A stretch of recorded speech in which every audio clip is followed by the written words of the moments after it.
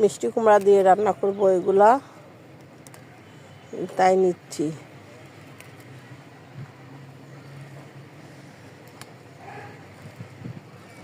অনেক ভালো লাগে পুঁই শাকের ফুলগুলা খেতে।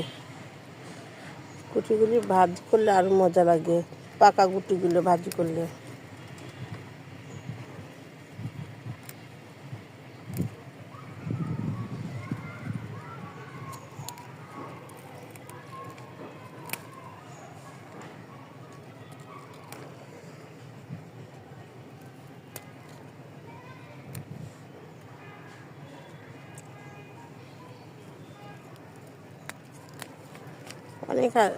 অনেকগুলা হয়েছে।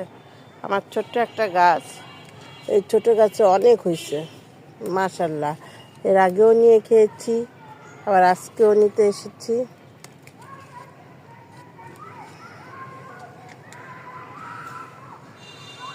ছিটতেই পারি না, ঠান্ডা কুয়াশা অনেক।